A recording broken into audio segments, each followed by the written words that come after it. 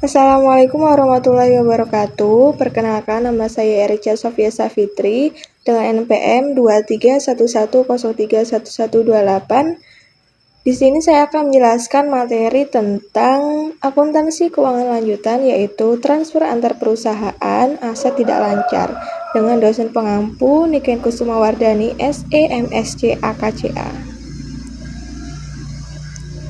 Oke, jadi apa sih transfer jasa antar perusahaan? Jadi, transfer jasa antar perusahaan itu merupakan transfer antar perusahaan yang saling berelasi atau saling bekerja sama. Nah, perusahaan yang berelasi itu atau yang bekerja sama mereka itu sering membeli jasa dari satu perusahaan ke perusahaan lain. Contohnya seperti membeli jasa konsultan, terus membeli jasa kontraktor, dan juga lain-lain. Setelah itu, gambaran umum proses eliminasi laba transfer aset berupa tanah. Nah, keuntungan atau kerugian entitas penjual itu harus dieliminasi karena tanah itu masih dimiliki oleh entitas konsolidasi dan tidak ada keuntungan atau kerugian yang dilaporkan dalam laporan keuangan konsolidasi sampai tanah itu tuh dijual ke pihak di luar entitas konsolidasi. Nah, jadi tanah itu belum bisa diakui sebagai keuntungan atau kerugian jika tanah itu belum resmi dijual atau belum dijual ke pihak di luar entitas konsolidasi. Nah, tanah itu juga harus dilaporkan sebesar biaya perolehan awalnya di dalam laporan keuangan konsolidasi. Nah, selama tanah tersebut masih dimiliki di dalam entitas konsolidasi. Nah, siapapun pihak afiliasi yang memiliki tanah tersebut. Next. Oke, next kita akan membahas tentang alokasi eliminasi laba sebelum realisasi. Nah, di alokasi eliminasi laba itu ada dua penjualan. Yang pertama yaitu penjualan downstream dan penjualan upstream. Nah, penjualan downstream itu apa? Jadi penjualan downstream itu penjualan yang terjadi dari induk perusahaan ke anak perusahaan. Nah, setiap keuntungan atau kerugian dari transfer tersebut itu menjadi hak pemegang saham induk perusahaan. Jadi semua keuntungan maupun kerugian itu tuh jadi hak pemegang saham induk perusahaan.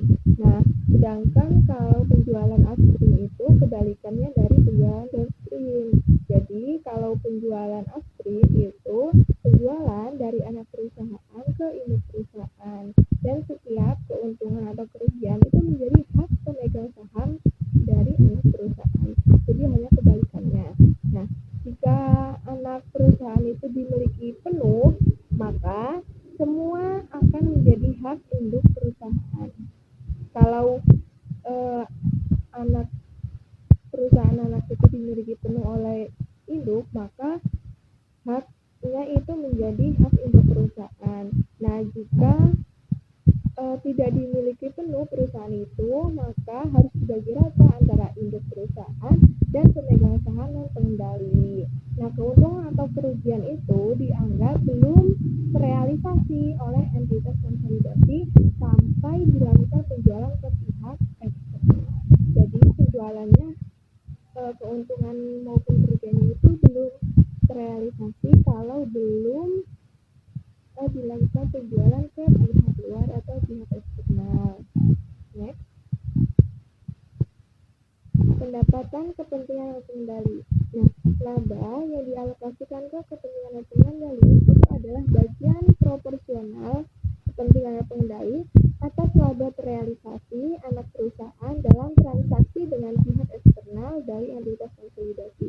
Nah, ini laba itu udah penjualannya itu udah terrealisasi. Jadi bagi kepentingan dan pengendali itu terdiri dari laba terrealisasi dalam transaksi dengan pihak eksternal.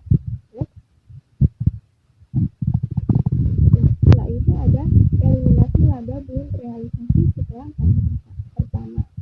Nah, untuk ayat jurnal eliminasi kertas kerja itu digunakan dalam proses konsolidasi untuk menghilangkan pengaruh keuntungan atau kerugian yang dicatat penjual dan menyesuaikan jumlah aset yang dilaporkan menjadi harga semula yang dibayarkan oleh afiliasi penjual.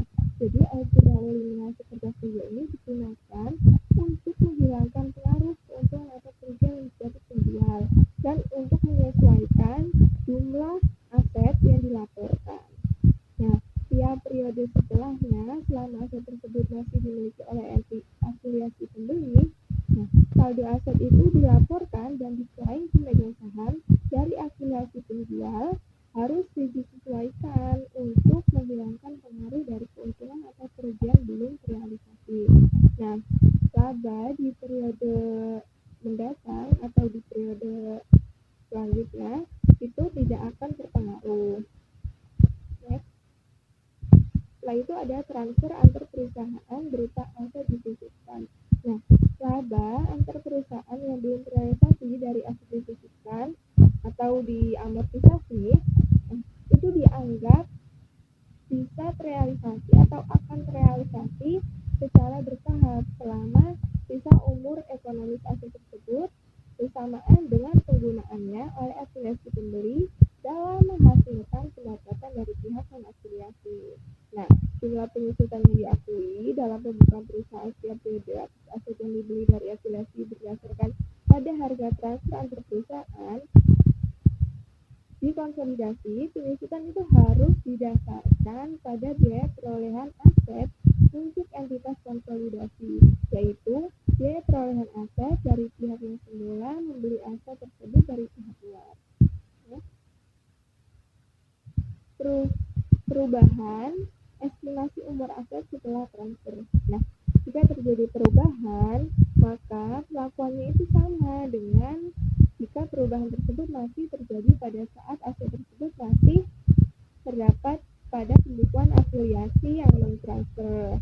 Nah, sisa masa manfaat yang baru itu digunakan sebagai dasar penyusutan, baik untuk afiliasi pembeli maupun untuk tujuan penyusutan laporan keuangan di pembukuan konsolidasi. Setelah itu, ada transfer aset sebelum akhir tahun.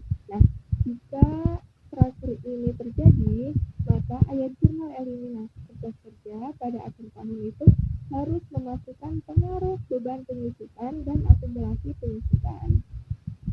Nah, jumlah penyesuaian ini sama dengan selisih antara penyusutan yang dicatat oleh pembeli dan penyusutan yang seharusnya dicatat oleh penjual untuk periode yang dimulai dari saat penjualan antar perusahaan. Jadi, jumlah penyesuaiannya itu harus sama dengan selisih antara penyusutan yang dicatat oleh pembeli dengan penyusutan yang seharusnya dicatat oleh penjual. Setelah itu, ada transfer antar perusahaan berupa aset diamortisasi. Nah, akuntansi untuk aset tak berwujud umumnya itu dilaporkan sebesar saldo sisa yang belum diamortisasi tanpa penggunaan akun kontra. Nah, selain mengetokkan akumulasi amortisasi dari aset tak berwujud terhadap biaya perolehan aset, penjualan aset tak berwujud itu diperlakukan sama seperti penjualan aset berwujud. Nah, contohnya aset tak berwujud itu seperti hak paten, hak cipta, dan lain-lain. Oke, sekian presentasi dari saya. Apabila saya banyak salah kata, saya mohon maaf. Saya akhiri. Wassalamualaikum warahmatullahi wabarakatuh.